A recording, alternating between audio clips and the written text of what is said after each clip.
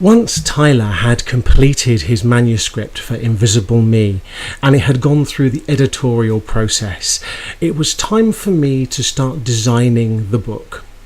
And this is typesetting, layout and illustration. Illustration was particularly important because each page is not simply about telling a visual story or looking at what's happening in the written narrative and reflecting that in a picture. It's not about seeing each blank page and filling it with a pretty image.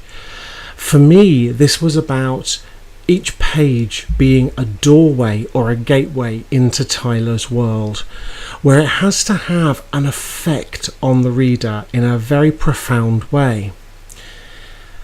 Because Tyler is on the autistic spectrum with Asperger's syndrome, the way that he perceives the world is very different to most neurotypical people. He senses in a very different way, and the way that he interprets that sensory information is again very different. The challenge, of course, with perception is that it's very difficult, nigh on impossible, for us to perceive the world any differently to how we do. It's what makes us us. But what we can do with the imagery by inviting people into Tyler's world is have a reaction with them to change the way they see the world in a very slight way, so that we change perception enough to give an idea of what that world might be like. By doing so, by creating images that enable us to imagine what Tyler's world may be like, or if we can't imagine it, maybe to feel slightly differently, slightly uncomfortable from the way that we normally experience the world, we get to a point where the reader is thinking to themselves, "Ooh, that would be quite challenging to experience the world in that way," or if I sensed the world as I am doing now through this book, that would be very different to how I experience the world normally.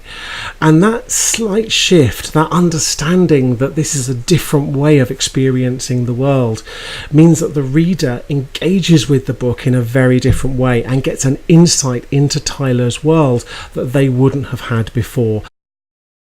So, for example, making sure that all of the angles of the book were slightly unusual, that they weren't quite mimicking our neurotypical reality.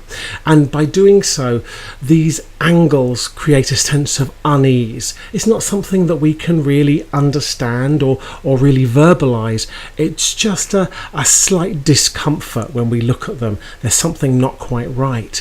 And this enables us to understand how different Tyler feels from most neurotypical people. Looking at colour now, Tyler experiences colour in a very different way to most of us. So by using colour very specifically and creating a colour story that represents different aspects of Tyler's world, we were able to create a relationship with colour that's very different to how most people experience it.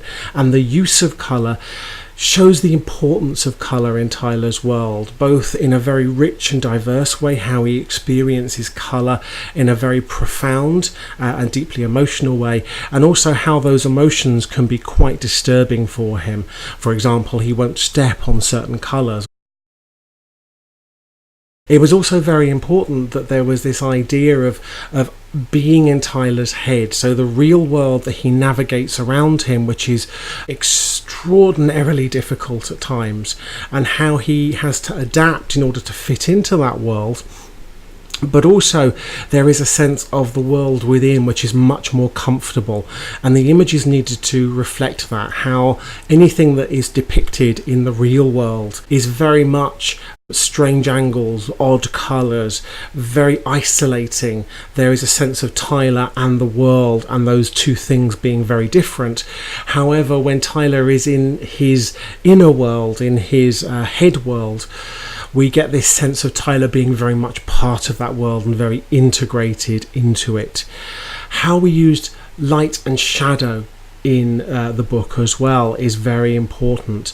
Understanding this sense of light, this sense of growth and evolution in Tyler's story, and the sense of darkness as being things that represent Tyler's emotions and the difficult emotions that he has, such as the depression and anxiety that he encounters early on in the book. Each image had to act as this gateway into a perceptual change that the audience can react to and respond to, not simply on what they think or what they see in the image, but how it makes them feel and how they sense their emotions when experiencing different parts of the book.